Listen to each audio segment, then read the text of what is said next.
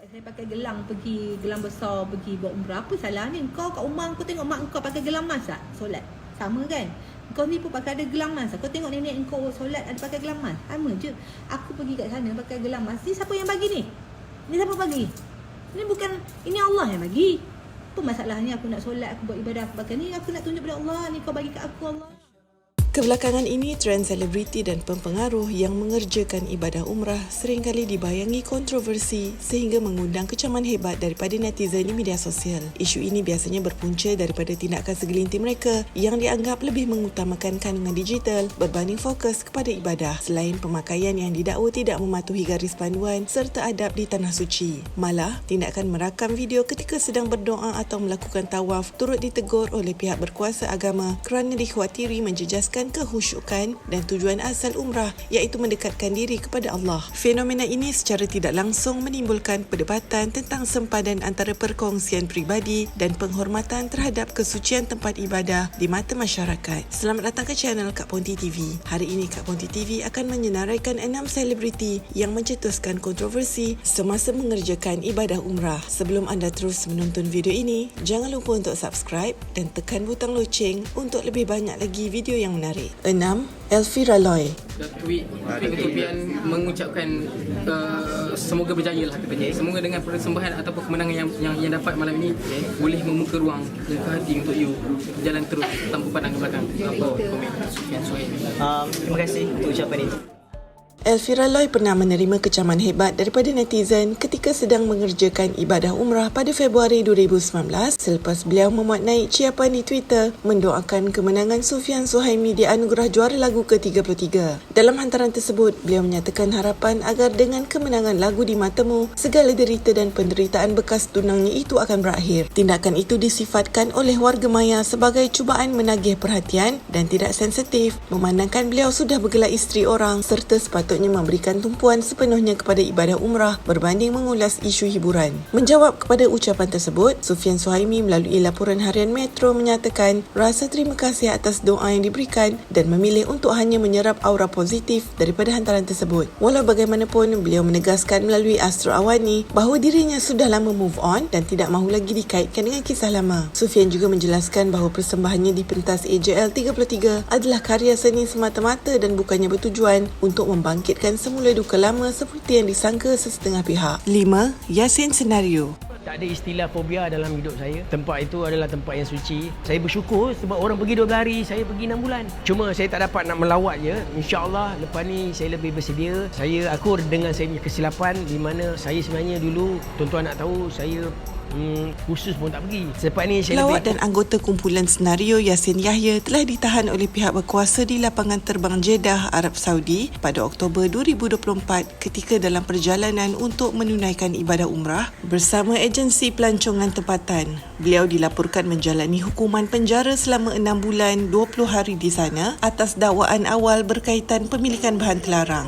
Namun Yasin kemudiannya menjelaskan bahawa insiden tersebut berpunca daripada salah faham terhadap barangan yang dibawa, iaitu alat pengisar yang dikaitkan dengan lambang larangan. Sepanjang tempoh tahanan tersebut, Yasin berkongsi pengalaman yang mencabar, termasuk terpaksa tidur berdiri di dalam lokap yang sesak kerana jumlah banduan yang ramai. Walaupun terpaksa melalui detik hitam itu, beliau menganggapnya sebagai satu pengajaran besar dan ujian keimanan, malah menyatakan rasa syukur atas sokongan rakan-rakan senario yang terus membantu kebajikan keluarganya di Malaysia sepanjang ketiadaannya. Beliau kini telah selamat pulang ke tanah air dan sedia untuk kembali aktif dalam dunia seni. 4. Nira Azizi. Kontroversi mengenai penyampai radio Nira Azizi tercetus apabila beliau memuat naik video sambutan pendedahan jantina bayi atau gender reveal di hadapan Kaabah yang dianggap oleh ramai pihak sebagai tindakan yang tidak menghormati kesucian Tanah Suci. Ramai pendakwah dan warga maya menegaskan bahawa amalan tersebut merupakan budaya barat yang tidak mempunyai akar dalam Islam, apatah lagi dilakukan di tempat paling suci bagi umat Islam yang sepatutnya dikhususkan untuk beribadah dan tawaduk. Perbuatan membawa trend media sosial yang bersifat keduniaan ke kawasan Masjidil Haram dilihat sebagai satu bentuk normalisasi budaya luar yang boleh menjejaskan adab serta kemuliaan institusi umrah. Susulan isu tersebut, suami beliau yang merupakan seorang mutawif telah digantung tugas selama 6 bulan oleh agensi Insaf Travel kerana dianggap gagal menunjukkan teladan yang baik sebagai pembimbing jemaah. Pihak agensi dan tokoh agama menekankan bahawa setiap jemaah seharusnya mengutamakan pengabdian diri kepada Allah dan bukannya mengejar kandungan tular atau viral content yang bertentangan dengan semangat ibadah.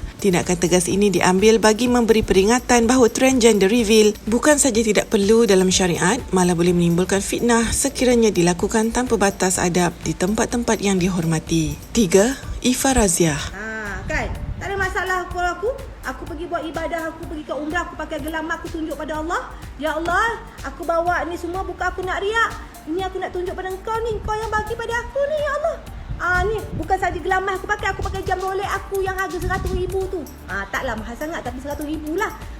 Kontroversi melibatkan selebriti Ifa Raziah timbul apabila beliau memuat naik video memaparkan dirinya memakai perhiasan emas yang syarat dan menonjol ketika menunaikan ibadah umrah di Tanah Suci. Tindakan tersebut mengundang kecaman hebat daripada warga maya yang menyifatkan perbuatan itu sebagai satu bentuk riak dan menunjuk kekayaan di tempat yang sepatutnya menjadi simbol kesamarataan umat manusia di hadapan Allah. Ramai berpendapat bahawa pemakaian barang kemas secara berlebihan tidak bersesuaian dengan semangat ibadah umrah yang menuntut kesederhanaan, tawaduk dan fokus sepenuhnya kepada pengabdian diri tanpa gangguan elemen keduniaan. Menjawab kritikan tersebut, Ifa Raziah tampil menjelaskan bahawa tujuannya memakai emas tersebut adalah sebagai langkah keselamatan bagi mengelakkan kecurian dan bukannya untuk bermegah-megah. Namun, penjelasan itu tetap menerima reaksi pelbagai kerana beliau dianggap sengaja mencetuskan provokasi dan tidak menjaga sensitiviti sebagai seorang jemaah. Isu ini menjadi tular sebagai peringatan kepada masyarakat tentang pentingnya menjaga adab di Tanah Suci, di mana tumpuan seharusnya diberikan kepada kualiti ibadah dan pembersihan jiwa, bukannya penampilan luaran yang boleh menimbulkan fitnah atau mengganggu kehusyukan jemaah lain. 2. Hafiz Muhammad. Assalamualaikum. Alhamdulillah untuk video cium batu hajar aswad tu, saya dah take out dah. Saya cerita sikit lah. Semalam sebelum saya share video tu, sebenarnya saya dah minta dah pendapat beberapa orang. Dan alhamdulillah pendapat mereka positif.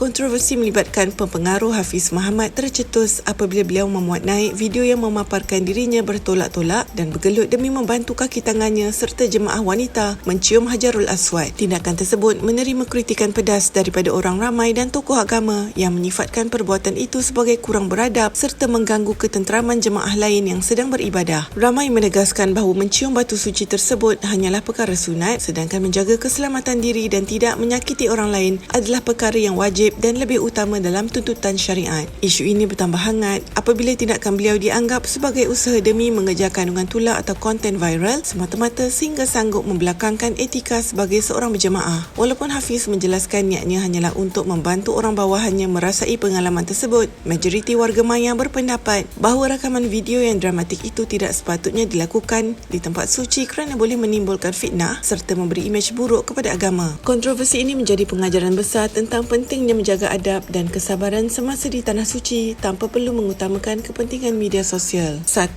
Nur Sajat. Hari ini kita dekat Masjid Nabawi. Kita orang baru balik daripada solat dan solat roda. Alhamdulillah dapat kubur Rasulullah. Boleh. Kita raudah tadi kita macam berasa-rasa jugalah untuk solat. Alhamdulillah. Kita orang dapat raudah syurga, taman syurga kalau kat raudah tu. Tapi sebenarnya tempat tinggal Rasulullah dengan Aisyah kan? Yang Aisyah. Alhamdulillah.